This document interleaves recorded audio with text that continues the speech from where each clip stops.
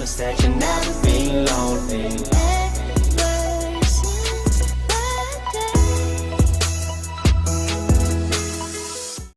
Folks, this is a story that's going to be intriguing to all of you. So check this out. They say that you can't help who you fall in love with. I think you've all heard that, right? Well, for my next guest, Emmy and Vic, their love story is the ultimate example of just that. Take a look. Hi, I'm Emmy, and this is my husband, Vic. Emmy and Vic have been married for over 10 years. They live in Sweden, raising 2 kids. Vic is a mechanical engineer, and Emmy is a successful author. But no one could ever write how this love story began. I was living in Vienna, and I went on a business trip to Amsterdam, and this homeless man sits down next to me and starts hitting on me. Little did Emmy know that homeless man would be her future husband. I was living pretty rough and looking pretty rough at the time, but I saw this beautiful woman sitting on a bench, and I decided I had to go speak to her. That one encounter would forever change their lives. I noticed straight away that he was homeless because his clothes were very dirty, but I also noticed that he had the most gorgeous brown eyes I'd ever seen. Yeah, I made her laugh, and she made me laugh, so I said, well, I got a pretty sweet bush in Vondel Park if you want to come and hang out in it. And I just went, no way. But Emmy came around and decided to see Vic a few more times before she returned to Vienna. I gave him my mobile phone number, but I didn't know if I was ever going to see him again. I had to figure out how to scrounge up 60 euros for a train ticket and basically scrounge up the courage to go.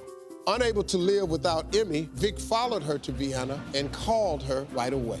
I turned up at the train station. I just found the first payphone, and I called the number, and she picked up. I was like, oh, wow, it works. And I was getting ready to go to work, and I just suddenly get a phone call on my mobile phone. And it was Vic saying, I'm here now, and we have been together ever since. My life completely turned around after I met Emmy. Here was this person that truly believed in me and gave me the courage to start studying and go to school to become a mechanical engineer.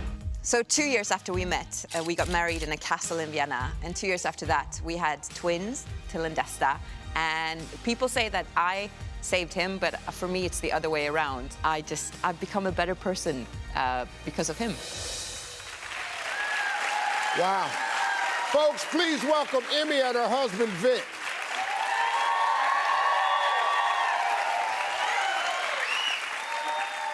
Okay, all right. We got to walk through this at my pace because this is a tough one. So you're sitting on this park bench. This man comes and sits next to you that you know is obviously homeless, looking a little beat up.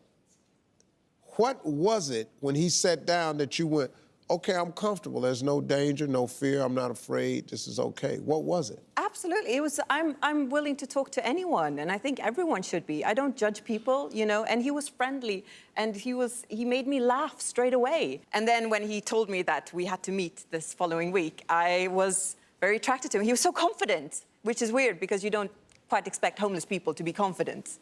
But confidence can be very sexy. Yeah. Okay, now, okay, so Vic, you lived in a bush. That's right, yeah.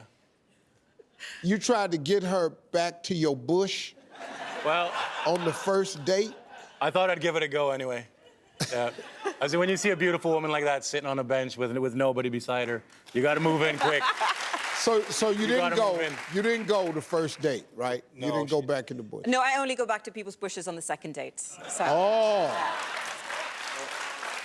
Now, this story you guys got is so unbelievable that you've actually written a book that's been released in the U.S. and it's called How to Fall in Love with a Man Who Lives in a Bush.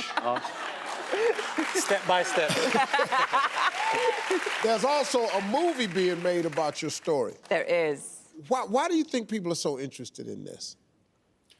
It's just a fantastic story, I think. I mean, there's especially nowadays with all this materialistic stuff that's going on, the cars and the suits and with the social media. I mean, everyone's putting on this image like this is me, and no one actually, and it's just surface, you know. Once you dig deep, I mean, many people are afraid really of reality. And it's about not judging people. You know, we're so quick to judge, you know, and we shouldn't be. You know, open up your eyes. Talk to anyone. You're absolutely right. If you don't judge people, you never know Exactly. This is an amazing story, man. Thank you. Thank you all for sharing it. Thank you. If you like that video, there's more where that came from. Don't forget to subscribe and scroll down and hit that little bell.